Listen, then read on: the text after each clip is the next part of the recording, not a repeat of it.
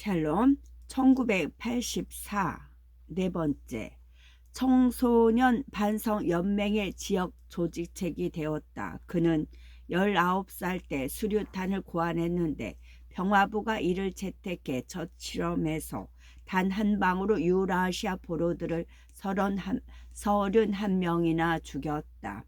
그가 전사한 것은 23살 때 중요 문서를 가지고 인도양 상공을 비행하던 중이었다. 그는 적군 제트기의 피격을 받은 순간 몸의 무게를 더 나가게 하려고 기관총을 둘러매고는 중요 문서를 지닌 채 헬리콥터에서 바닷속으로 뛰어들었다. 빅 브라더는 오길비 동지의 그 같은 죽음을 일컬어 부러움을 살만한 최후라고 말했다. 그러면서 오갈비 동지의 생애가 덧없이 순결하며 성실했다고 덧붙였다. 오길비 동지는 술을 마시거나 담배를 피우지 않았으며 오락도 멀리했다. 굳이 오락이라고 한다면 체육관에서 하루 1시간 하는 운동이 전부였다. 그는 당을 위해 결혼까지 포기했다. 결혼하게 되면 가정에 신경을 쓰기 때문에 24시간 몽땅 당에 헌신할 수 없다는 생각에서 평생 독신으로 살 것을 맹세했다.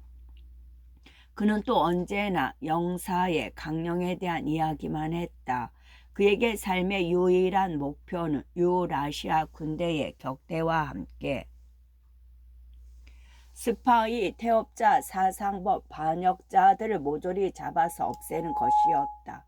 윈스턴은 오길비 동지에게 특별 훈장을 줄까 하고 생각했다가 그만두었다. 그렇게 하려면 하나부터 10까지 까다로운 대조를 해야 하기 때문이었다. 그는 다시 한번 맞은편 책상에 앉아있는 라이벌을 흘낏 쳐다봤다.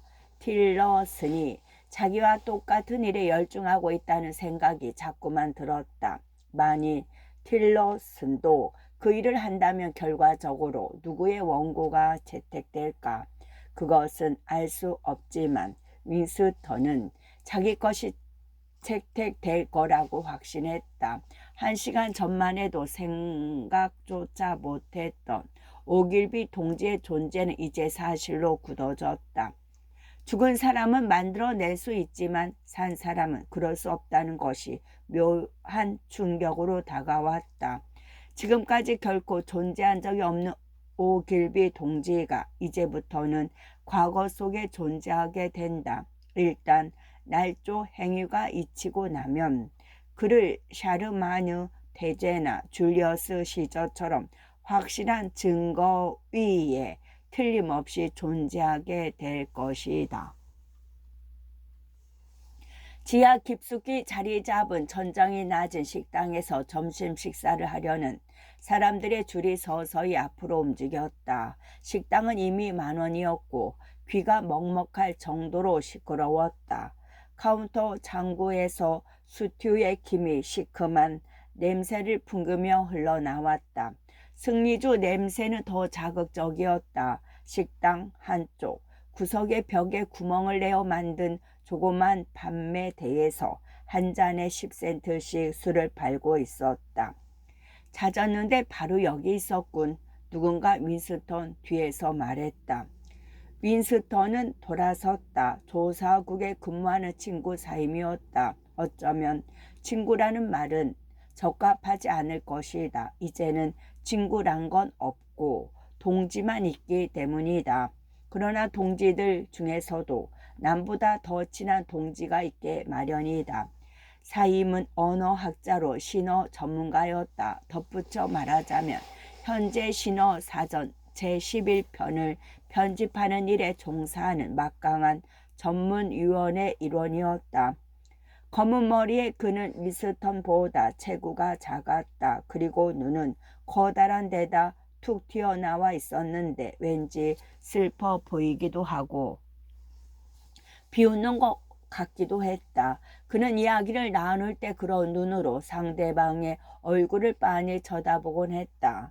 자네한테 면도날이 있나 해서 찾았네. 사임이 말했다. 하나도 없어. 나도 여기저기 돌아다니며 찾았는데 도무지 있어야 말이지. 윈스턴은 죄라도 지은 듯한 기분이었다.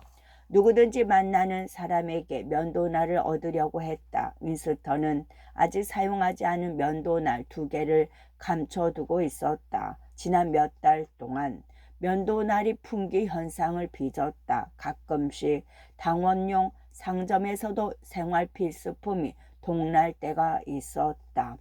그것이 단추일 때도 있고 털실이나 구두끈일 때도 있었다. 그런데 요즘은 면도날이 없었다. 면도날은 이제 자유시장에서 남몰래 구걸하다시피 해야 겨우 구할 수 있었다. 나도 6주 동안이나 같은 면도날을 쓰고 있다네. 윈스턴은 그렇게 둘러댔다. 줄이 다시 앞으로 약간 움직였다가 멈췄다. 그는 다시 몸을 돌려 사임을 바라보았다. 2 사람 다 카운터 끝에 있는 전장에서 가져온 기름 묻은 금속 쟁반을 들고 있었다. 어제 포르들 교수형에 처하는 거 봤나? 사임이 물었다. 일을 했어. 영화로 볼 수 있겠지. 윈스턴은 관심 없다는 듯 시큰둥하게 대꾸했다. 영화로 보는 것하고는 달라도 크게 다를 걸세. 사임이 말했다. 비웃는 듯한 그의 2 눈이 윈스턴의 얼굴을 재빨리 흩었다. 나는 너를 알아. 그 2 눈이 이렇게 말하는 것 같았다. 뱃속까지 훤히 알지. 네가 왜 포로들이 교수형 당하는 걸 보러 가지 않았는지 잘 안단 말이야. 사임은 사상적으로 열렬한 정통파였다. 그는 헬리콥터가 적의 마을을 쑥대밭으로 만들었다든지 사상범의 자백과 재판, 애정부 감방에서 행해지는 저형 등을 못마땅하게 여기는 척하면서도 막상 그에 대한 이야기를 할 때면 재미있다는 듯이 신나게 떠들어대곤 했다. 그와 이야기를 나누려면 그런 화제를 피해 가능한 한 그가 스스로의 권위도 세우고 흥미롭게 생각하기도 하는 신호에 대해 관심이 있는 듯 말해야 할 터였다. 윈스턴은 쏘아보는 듯한 그의 커다란 검은 눈을 피해서 고개를 살며시 돌렸다. 정말 볼만한 교수형이었어. 사임이 회상하듯 말했다. 놈들의 발을 묶지 않았으면 더 좋았을 걸세. 발버둥 치는 꼴을 보고 싶었는데 말이야. 그나마 마지막에 혓바닥을 쑥 빼물었던 걸 봐서 다행이지. 아주 버릇더군. 아무튼 그 장면이 썩 괜찮았네. 다음 분 흰 앞치마를 두른 종업원이 국자를 들고 소리쳤다.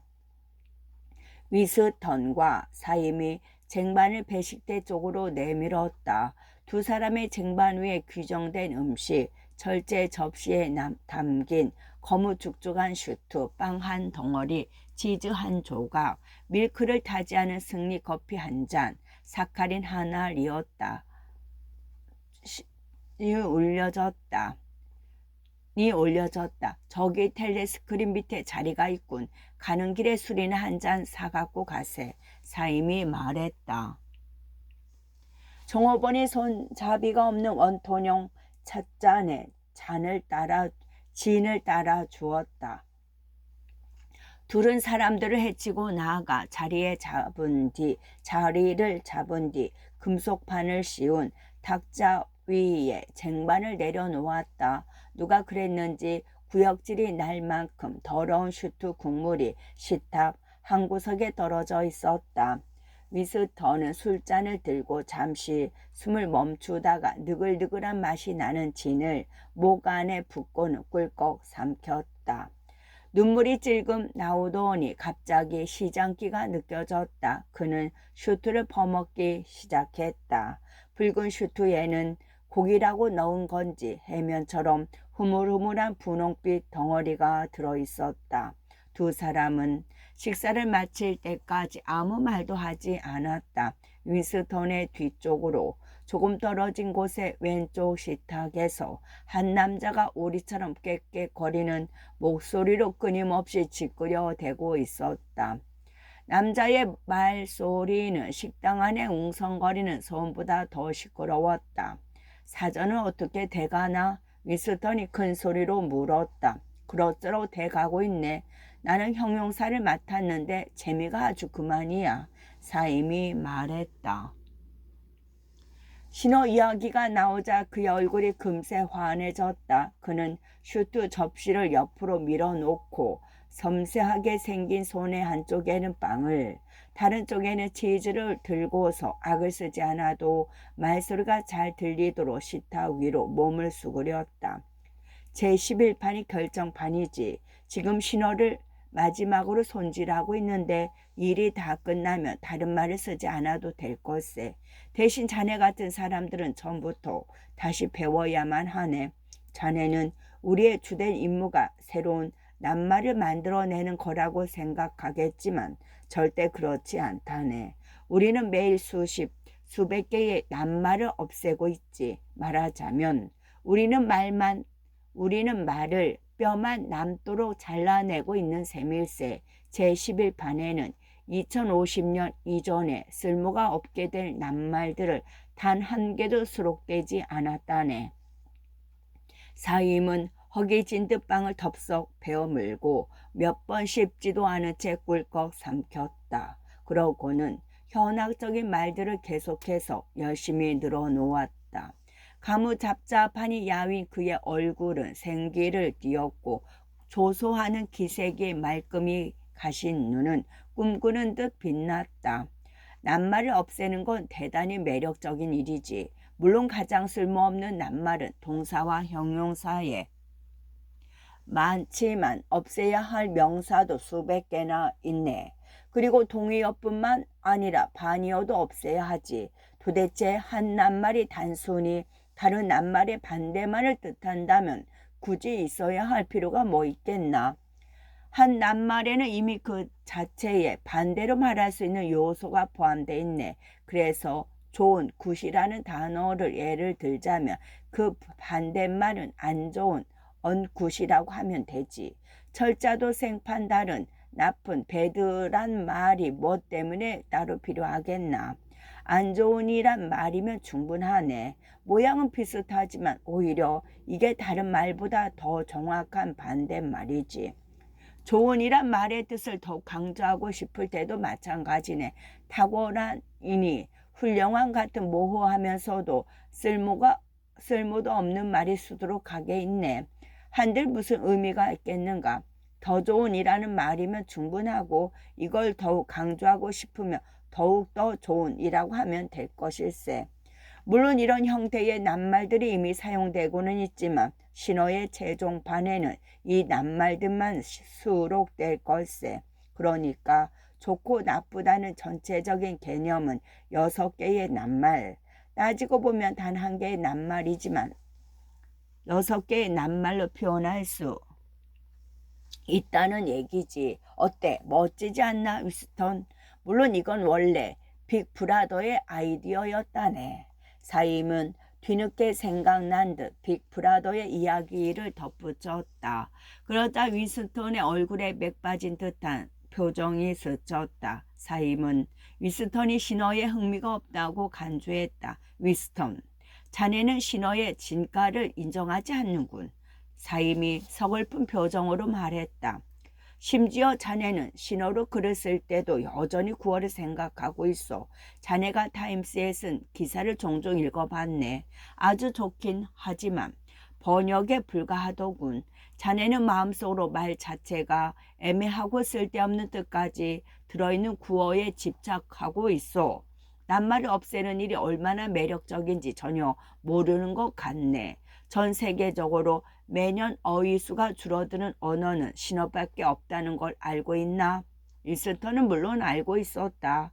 그는 말을 하는 대신 동의한다는 표시로 빙긋이 웃어 보였다. 사임이 거무스름한 빵을 다시 한 입에 베어 물고 이어서 말했다. 자네는 신어를 만든 목적이 사고의 폭을 좁히는 데 있다는 걸 모르나. 결국 우리는 사상죄를 범하는 것도 철저히 불가능하게 만들 걸세. 그런 사상에 관련된 말 자체를 없애버리면 되니까. 간단하네. 앞으로 필요한 모든 개념은 정확히 한 낱말로 표현될 것이고 그 뜻은 엄격하게 제한되며 다른 보조적인 뜻은 제거되어 잊히게 될 걸세. 이미 우리는 제11판에서 그런 것에 주안점을 두었네. 하지만 그 과정은 자네나 내가 죽고 난 뒤에도 오랫동안 계속될 걸세. 세월이 흐를수록 낱말수는 줄어들고 그에 따라 의식의 폭도 좁아지게 되는 거지.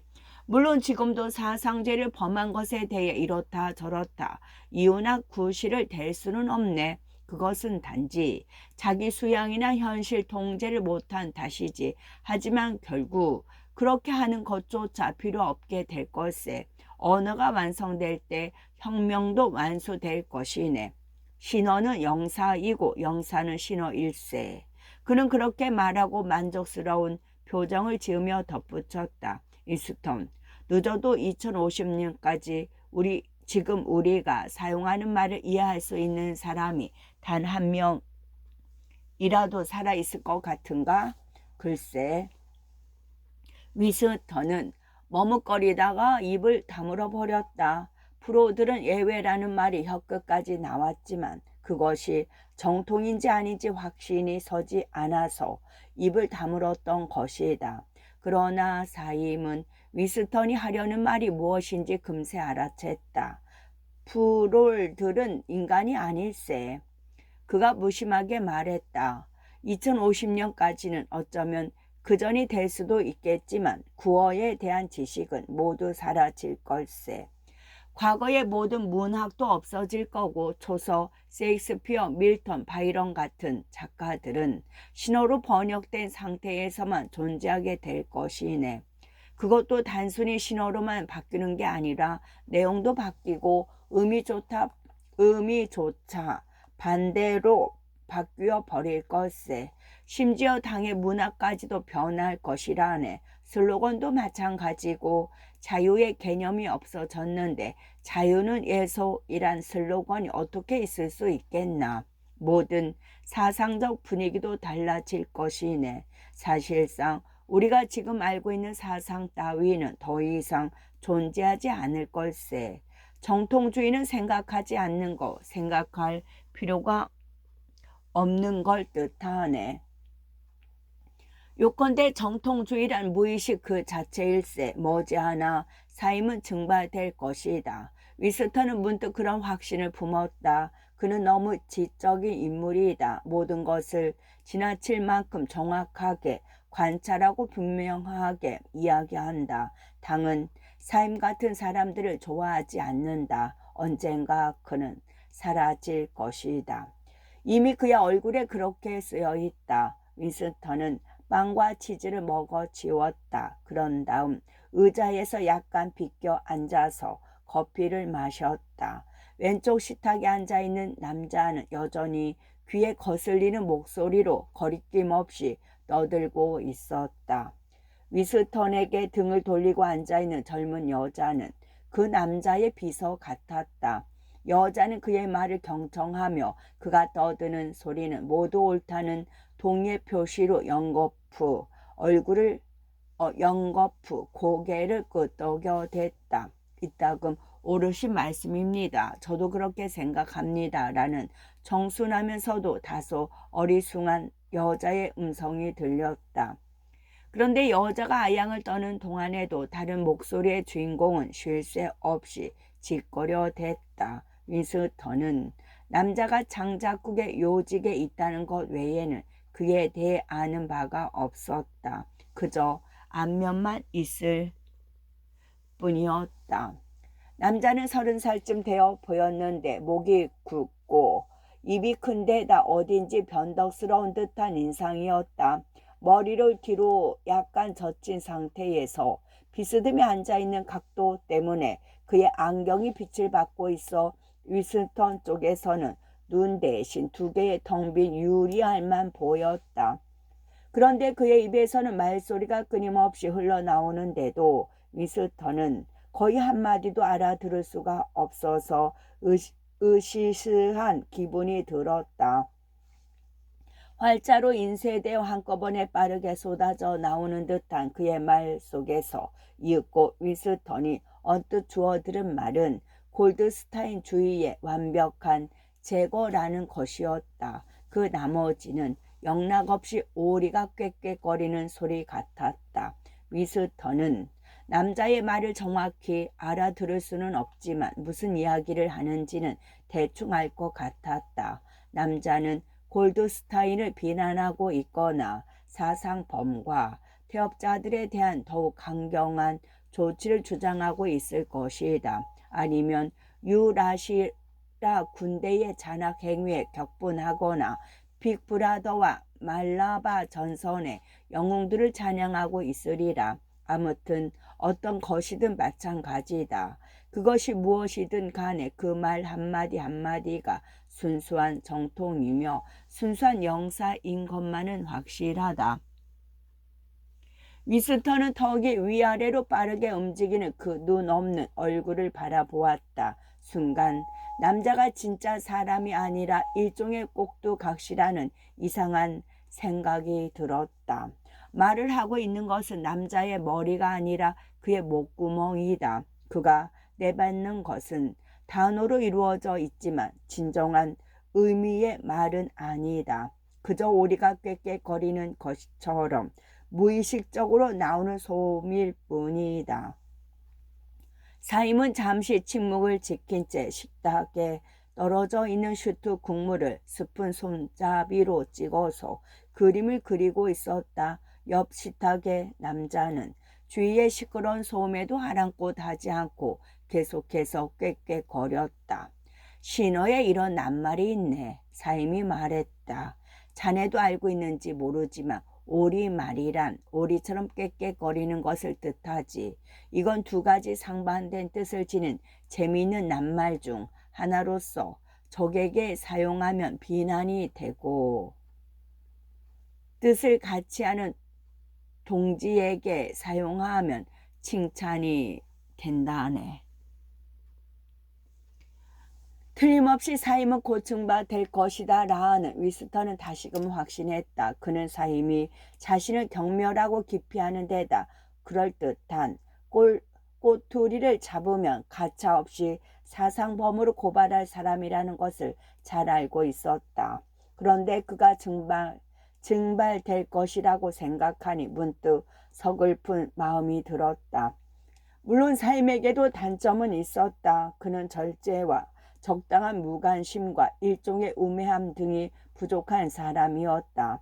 그렇다고 그를 두고 비정통파라고 말할 수는 없었다. 그는 남다른 열성에다 보통 당원들이 입수하지 못한 최근 정보를 수집함으로써 영사의 강령을 신봉하고 빅브라더를 숭배하며 승리의 소식에 진심으로 기뻐하는 한편 이단자들을 절두절미하게 증오했다. 그러나 그다지 좋지 않은 평판이 늘 그를 따라다녔다. 그는 불필요한 말을 짓거리고 책을 너무 많이 읽었으며 미술가와 음악가들이 단골로 이용하는 체스너트리 카페를 뻔질나게 들락거렸다. 성문으로든 불문으로든 그 카페에 드나들지 말라는 법은 없었지만 그곳은 어쩐지 불길한 장소였다. 당의 불신임을 받은 늙은 지도자들이 숙청당하기 전 그곳에 모이곤 했다. 소문에 의하면 골드스타인도 10여 년 전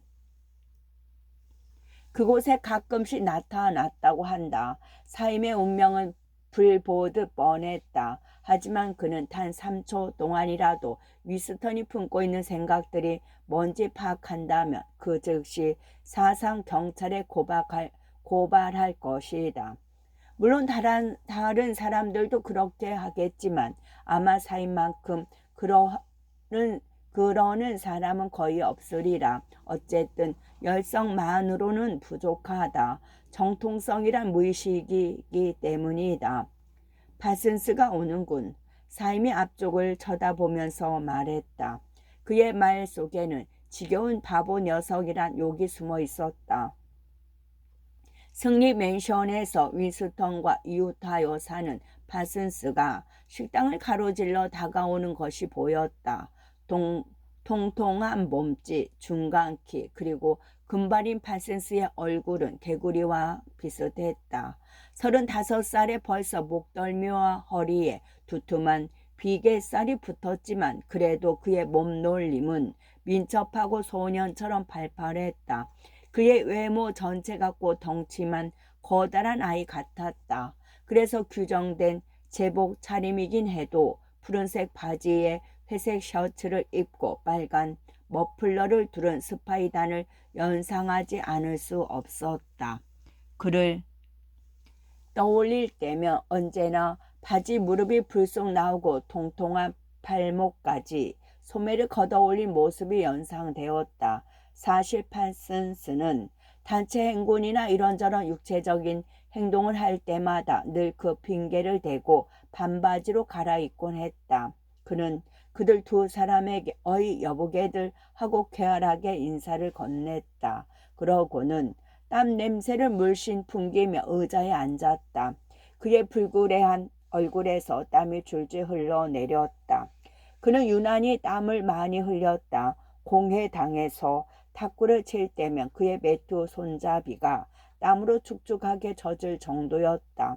사임은 손가락 사이에 볼펜을 끼운 채 글씨가 빽빽하게 적혀있는 기다란 종이 쪽지를 펼쳐 들고 내용을 검토하고 있었다. 점심시간에도 부지런 떠는 꼴 좀 보게. 파슨스가 위스턴을 팔꿈치로 쿡쿡 찌르면서 말했다. 제법 열심인데 여보게. 자넨 도대체 뭘 하고 있나? 보나마나 나 같은 사람한텐 골치 아픈 일이겠지. 스미스, 자네를 찾고 있었네. 자네는 나한테 낼 기부금을 잊고 있었군. 무슨 기부금? 위스턴은 자동적으로 돈이 있는지 몸을 더듬었다. 언제나 월급의 4분의 1가량을 의연금으로 내놓아야만 했는데 그 종류가 하도 많아 일일이 다 기억할 수가 없었다. 증오 주간에 쓸 기부금 말이야. 집집마다 내는 거 있잖아. 나는 우리 구역의 수금을 맡았네. 우리는 지금 최선을 다하고 있는데 굉장한 전시 효과를 거두게 될 거야. 자네한테 미리 말하였지만 유서 깊은 승리 맨션이 다른 데보다 큰 깃발을 장식하지 못한데도 그건 내 잘못이 아니야. 자네 $2를 내겠다고 약속했지. 위스턴이 주머니를 뒤져서 때가 묻고 너덜너덜한 지폐 2장을 꺼내어 건네자 무지렁이들이 흔히 그렇듯 파슨스가 조그만 수첩에 글씨를 꼼꼼하게 적어 넣었다. 그런데 말이야, 파슨스가 말했다. 어제 우리 애들이 자네에게 고무총을 쐈다면서 따끔하게 혼내줬네. 또 한 번 그런 짓을 하면 고무총을 압수하겠다고 으름장을 놓았지. 저 현장에 못 가서 화가 났던 모양이야. 위스턴이 말했다. 그래, 정식만은 옳게 박힌 애들이야. 둘 다 말썽꾸러기긴 하지만 똘똘한 녀석들이지. 그 애들의 생각은 온통 스파이단하고 전쟁뿐일세. 지난 토요일에 우리 집 딸년이 대원들과 버크햄스테드로 행군을 나갔을 때 무슨 짓을 했는지 아나?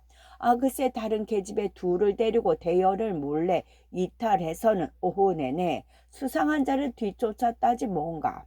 딸의 말로는 2시간 동안 그자의 꽁무니를 따라 습속으로 들어갔다가 에버샴에 도착하자마자 경찰에 넘겼다는 거야. 아니, 그 애들이 뭐 때문에 그런 짓을 했지? 위스턴이 약간 머뭇거리다가 물었다. 파슨스가 의기양양해서 계속 떠들었다. 그자의 적의 끈앞풀이라고 생각했다는 거야. 말하자면 낙하산을 타고 침투한 적의 정보원이라고 말일세. 그런데 여보게, 중요한 건 바로 이거야.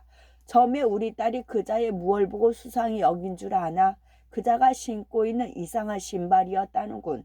딸은 그런 신발을 신은 사람을 그때까지 한 번도 보지 못했대. 그래서 그가 외국 사람이라고 생각했다는 거야. 어때? 7살짜리 치고는 꽤 똑똑하지? 그 사람은 어떻게 됐나? 위스턴이 물었다. 그건 몰라. 하지만 어떻게 되더라도 놀란 건 없지 뭐. 파슨스가 총을 겨누는 신용을 하면서 혀를 움직여 종소리를 냈다. 좋아. 삶이 종이 쪽지를 바라보면서 혼자 말처럼 말했다. 물론 놀란 건 없지. 위스턴이 동의하듯 말했다. 내가 말하고 싶은 건 전쟁이 지금도 계속되고 있다는 거야. 파슨스가 말했다. 마치 그 말을 확인이라도 하려는 듯 그들 바로 위에 있는 텔레스크린에서 나팔 소리가 힘차게 울려 나왔다. 그런데 이번에는 군대의 승리를 알리는 것이 아니라 풍요부에서 내보내는 공지사항이었다. 동지들, 젊은이의 목소리가 우렁차게 들렸다. 동지들 주목하십시오. 지금부터 영광스러운 소식을 전해드리겠습니다. 우리는 생산 전선에서 승리를 거두었습니다. 방금 완료된 각종 소비재 생산 통계에 의하면 생활 수준이 작년보다 20% 이상이나 향상되었다고 합니다. 오늘 아침 오세아니아 전역에 걸쳐서 열화 같은 자발적인 집회가 벌어졌습니다. 여러 공장과 직장에서 쏟아져 나온 노동자들이 깃발을 든 채 거리를 행진하면서 탁월하신 영도력으로 우리에게 새롭고 행복한 삶을 주신 빅브라더께 감사드린다고 목이 터져라 외쳤습니다. 여기 목표 달성이 완료된 통계 수치가 있습니다. 식량은 새롭고 행복한 삶이라는 말이 몇 차례나 반복되었다. 그것은 최근 들어 풍요부가 즐겨 쓰는 상투적인 말이었다. 나팔 소리에 넋을 놓고 있던 파슨스가 지루함을 참으며 진지한 표정으로 귀를 기울이고 있었다. 그는 통계 수치를 이해하지 못했다. 그렇더라도 무언가 만족할 만한 것이 발표됐다고는 생각하고 있었다. 그는 크고 지저분한 파이프를 꺼냈다. 파이프에는 까맣게 탄 담배가 반쯤 채워져 있었다. 일주일에 100g씩. 배급되는 담배로 파이프를 가득 채워 피운다는 것 거의 불가능한 일이었다. 위스턴은 승리 담배를 조심스레 반드시 들고 피웠다. 내일이나 되어야 담배 배급을 받는 데다 지금은 내 계빗밖에 남아있지 않기 때문이었다. 그는 잠시 주위에서 나는 소리를 외면하고 텔레스크린에서 흘러나오는 발표에 귀를 기울였다. 일주일에 초콜릿 배급량을 29g으로 올려준 데 비해 빅브라더에게 감사하는 집회가 있었던 모양이었다. 그런데 바로 어제 초콜릿 배급량을 일주일에 29g으로 줄인다고 반송했자는가. 겨우 하루 만에 그것을 잊어버렸나? 그렇다. 그들 모두는 그 사실을 잊어버린 것이다. 판슨스는 아둔하기가 짐승 같아서 쉽게 잊어버렸다. 옆 식탁의 그 눈 없는 남자도 지난주 초콜릿 배급량이 30g이었다고 말하는 사람은 누구든지 당장 색출에 증발시켜 버리겠다는 식의 열의에 휩싸인 나머지 그 사실을 잊고 있었다. 그리고 사임 역시 복잡한 이중사고로 인해 그것을 잊었다. 그렇지만 위스턴 혼자만 그 사실을 기억하고 있단 말인가. 터무니없는 통계 수치가 텔레스크린에서 계속 쏟아져 나왔다. 작년에 비해 식량, 의보, 주택, 가구, 치사, 도구, 연료, 선박, 헬리콥터, 서적, 유화 등 모든 것이 늘어났다. 그 상태 그대로거나 줄어든 것은 질병과 범죄와 정신병뿐이었다. 매년 매순간 사람도 물건도 빠른 속도로 증가하고 있었다. 사임이 조금 전에 했던 것처럼 위스턴도 스푼을 들고 식탁에 떨어진 허연 국물을 찍어서 길다란 줄을 그어가며 그림을 그렸다. 문득 실생활의 물질적인 구조를 생각하니 우라가 치물었다. 전에도 늘 이랬던가? 음식 맛도 이랬나? 그는 식당 안을 둘러보았다. 천장은 낮고 식탁마다 수많은 사람들이 우글거렸으며 벽은 사람의 손때가 묻어 지저분했다. 그뿐만이 아니었다. 찌그러진 철제 식탁과 의자들이 너무 바짝 놓여 있어서 서로 팔꿈치가 부딪혔고 스프는 휘어졌으며 쟁반은 흉하게 우그러졌다. 또 희꾸물에 한이 조잡하게 만들어진 잔들은 기름이 묻은 데다 갈라진 틈마다 새까만 때가 끼어 있었고 싸구려 술과 커피에서는 이상한 냄새가 풍겼다. 게다가 슈트에서는 쇳내가, 더러운 옷에서는 이런저런 냄새들이 뒤섞인 시큼한 악취가 코를 찔렀다. 그러다 보니 위장과 피부가 마땅히 누려야 할 권리를 빼앗긴 데 대해 반발하듯 민감하게 반응하면서 그런 것들을 받아들이기를 한사코 거부했다. 그렇다면 옛날에는 지금과 그게 달랐을까? 사실 달랐다고 생각할 만한 것이 하나도 없었다. 그가 분명히 기억하건대 언제나 먹을 것이 부족한 가운데 사람들은 구멍 뚫린 양말과 속옷을 입었고 가구는 낡아서 금방이라도 부서질 것 같았으며 집은 한 귀퉁이가 무너져 내려앉는가 앉았는가 하면 방은 난방이 되지 않아서 추웠다. 그런데다 지하철은 항상 10,000원이었고 빵은 색깔부터가 거무튀튀했으며 홍차는 귀해서 커피는 맛이 없어서 마시기 힘들었다. 그리고 담배도 모자랐지만 혼합주 외에는 무엇 하나 값싸고 풍부한 게 없었다. 인간의 몸은 늙어가고 그에 따라 점점 시들어간다. 하지만 그것을 자연의 섭리로만 돌릴 수는 없을 것이다. 불안과 불결과 궁핍에 시달리는 한편으로 기나긴 겨울의 추위 속에서 찢어진 양말에 좀처럼 작동하지 않는 엘리베이터, 차가운 물, 돌처럼 거친 비누, 부스러지는 담배, 지독하게 맛없는 음식 따위로 병들어 간다면 이것도 자연의 섭리라고 할 수 있을까? 그리고 모든 것이 달랐던 옛날을 기억도 못하면서 사람들은 왜 현실이 견딜 수 없는 것이라고 느끼는 걸까? 위스턴은 다시금 식당 안을 둘러보았다. 거의 모든 사람들이 취해 보였다. 푸른 제복 대신 다른 옷을 입었더라도 취해 보이기는 마찬가지일 것 같았다. 딱정벌레처럼 생긴 조그만 남자가 한쪽 구석에 식탁에 혼자 앉아 커피를 마시면서 불안스러운 눈초리로 이쪽 저쪽 흘깃거리고 있었다. 만약 이런 몰골들을 보지 않았다면 당이 이상형으로 내세운 신체 조건, 청년은 키가 크고 근육질이며 저녀는 금발의 성격이 명랑하고 햇볕에 그을린 건강한 피부와 불로 튀어나온 가슴을 지녀야 한다를 갖춘 사람들이 많은 줄로 알았을 것이라고 위스턴은 생각했다. 그런데 사실은 그렇지 않았다. 그가 판단하건대 에어스트립 1의 주민들은 대부분 체격이 작은 데다 피부가 검고 영양실조에 걸려서 몰골이 주했다. 어째서 딱정벌레 같은 인간들이 정부 기관마다 점점 늘고 있는지 이상한 일이었다.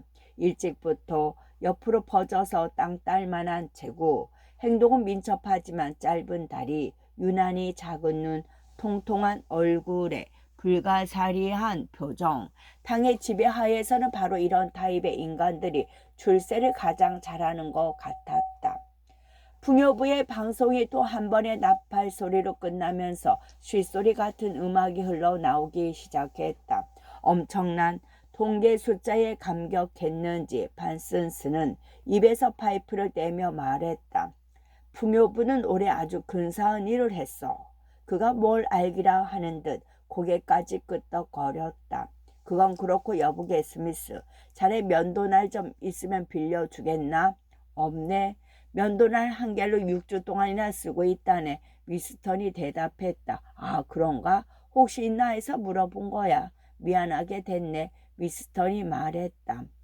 풍요부의 방송이 나오는 동안에는 조용하던 옆 식탁의 오리 소리가 다시금 떠들썩하게 들리기 시작했다. 무슨 이유에서인지 위스턴은 머리카락이 성글고 얼굴에 주름살에 때가 낀 파슨스 부인을 생각하고 있었다. 2년 안에 그녀의 자식들은 자신들의 어머니를 사상 경찰에 고발할 것이다. 그러면 파슨스 부인은 증발된다. 사임도 증발될 것이다. 오브라이언도 위스턴도 증발되리라. 하지만 파슨스를 무사할 것이다. 꾀꾀거리며 떠들어대는 저 눈없는 남자도 증발되지 않을 것이다. 정부 기관의 미로 같은 복도를 재빠르게 뛰어다니는 조그만 딱정벌레 같은 남자들도 절대로 증발되지 않으리라. 장작국의 검은 머리 여자도 증발되지 않을 것이다. 위스턴은 그 정확한 기준을 몰라도 누가 살아남고 누가 없어질지 본능적으로 알 것 같았다. 어느 순간 그는 움찔하며 공상에서 깨어났다. 옆 식탁에 앉은 여자가 몸을 반쯤 돌려 그를 쳐다보았는데 바로 그 검은 머리의 여자였던 것이다. 여자는 곁눈질로 매섭게 그를 쳐다보고 있었다. 그러다 그와 눈이 마주치자 재빨리 시선을 다른 데로 돌렸다. 위스턴의 등줄기에서 식은땀이 흘렀다. 공포의 전율이 온몸을 스치고 지나갔다. 공포심은 이내 가셨지만 아직도 그의 몸에는 불안의 여운이 남아 있었다. 그녀는 왜 그를 주시하고 있었을까? 어째서 그를 쫓아다니고 있을까? 불행하게도 그는 식당에 도착했을 때 그녀가 자기보다 먼저 그곳에 와 있었는지 나중에 왔는지 기억할 수가 없었다. 아무튼 어제 입은 중호 때 반드시 그래야 할 필요가 없는데도 그녀는 그의 바로 뒤에 앉아 있었다. 그녀의 목적은 그의 이야기에 귀를 기울여 그가 큰 소리로 외치는지를 확인하려는 것이 분명했다. 그의 뇌리에 불현듯 전에 했던 생각이 떠올랐다. 어쩌면 그녀는 사상 경찰이 아닐지도 모른다. 하지만 그 대신에 가장 경계해야 할 아마추어 첩보원 가능성이 높다. 그녀가 자기를 얼마 동안 쳐다봤는지 위스턴은 알 수 없었다. 아마 5분은 좋게 쳐다봤을 것이다. 그렇다면 그동안 그의 표정이 한 번이라도 흐트러지지 않았을까? 그럴지도 모른다. 공공장소나 텔레스크린이 비치는 범위 안에서 혼자 공상에 잠긴다는 것은 지극히 위험한 일이다. 아주 사소한 것이라도 정체가 드러날 수 있기 때문이다. 얼굴에 나타나는 경련, 무의식적으로 짓는 불안한 표정, 혼자 중얼거리는 습관 등 조금이라도 비정상적으로 보이는 것은 없어야 한다. 무언가를 감추려는 행위로 간주되어 위험을 초래하기 때문이다. 어떤 경우든 못마땅 표정을 지으면 그것만으로도 처벌 대상이 된다. 심지어 이에 대한 신호까지 있는데 표정죄가 바로 그것이다. 끝.